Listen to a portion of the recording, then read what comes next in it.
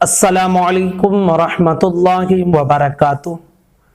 अफजल अली, इनका सवाल है कि क्या देवर का हक भाभी पर बराबरी का होता है? यानी जिस तरह भाई का हक अपनी बीवी पर होता है, तो क्या उस भाभी पर उसके देवर का भी हक उसके भाई की तरह होता है? और कहते हैं सिर्फ जिना को छोड़कर बाकी हर चीज में भाई के बराबर हक होता है क्या? इसके हवाले से क्या है मसला, सही तौर पर बताएं।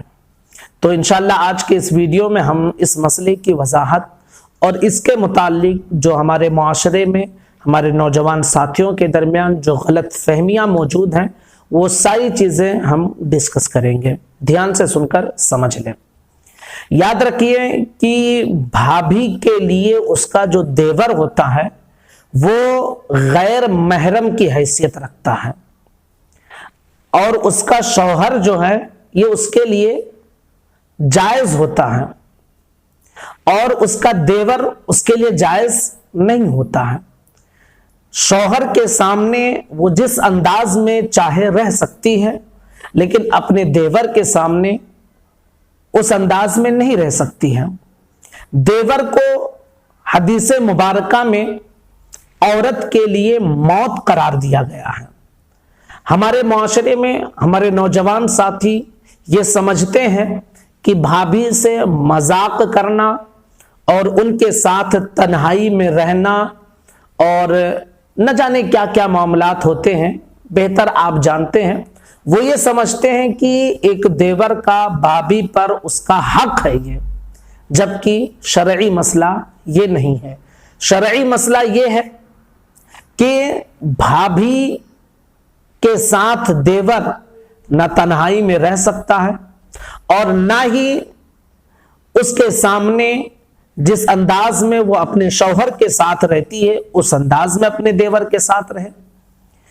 देवर से भी पर्दा करना भाभी पर ये जरूरी होता है।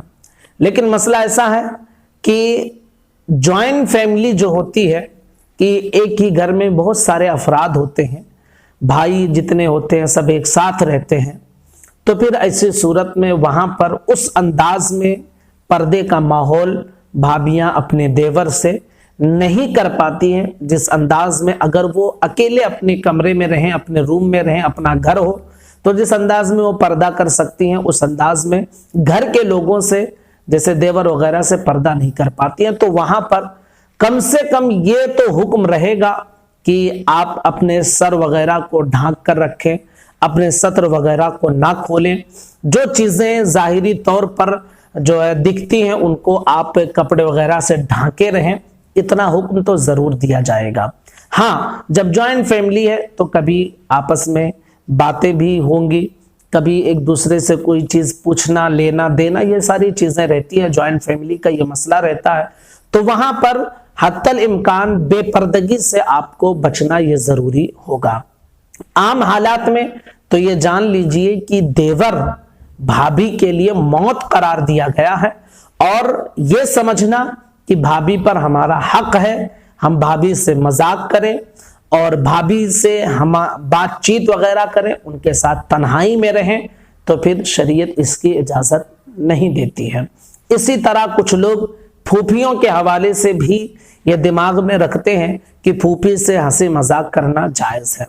भाई फूफी आपकी जो है ना वो फूफी हैं, आपसे हंसी मजाक करना उनके लिए जायज नहीं है। जानते हैं कि आप उनसे निकाह भी नहीं कर सकते हैं क्योंकि आपकी वो फूफी हैं और फूफी से निकाह करना जायज नहीं।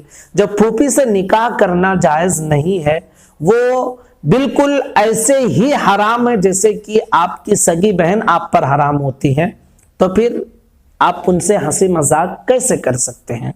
तो फूफियों से भी मजाक करना, हंसी मजाक करना ये जायज नहीं है। अलबत्ता फूफियां ये अपने भतीजों के लिए पर्दा वगैरह उस अंदाज में नहीं है जिस अंदाज में भाभी पर यह जरूरी है कि अपने देवर से पर्दा करें। ठीक है, क्योंकि देवर भाभी के लिए ये गैर महरम है और भतीजे फूफी के लिए महरम होते हैं। ये दोनों में फर्क है। गैर महरम से पर्दा करने का तरीका अलग है اور محرم سے پردہ کرنے کا طریقہ الگ ہے. لیکن بہرحال ایک چیز دھیان میں رکھیں کہ پھوپھی سے بھی ہنسی مذاق کرنا شریعت میں درست نہیں ہے.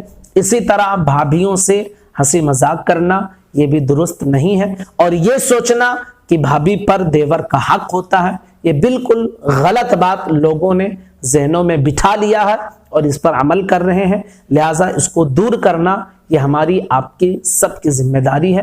میں گزارش کروں گا اپنے تمام ساتھیوں تک ضرور یہ کلپ پہنچائیں، لوگوں تک پیغام پہنچائیں اور اپنے اندر ایک چینجنگ اسلامی اعتبار سے زندگی گزارنے کا سلیقہ سیکھیں.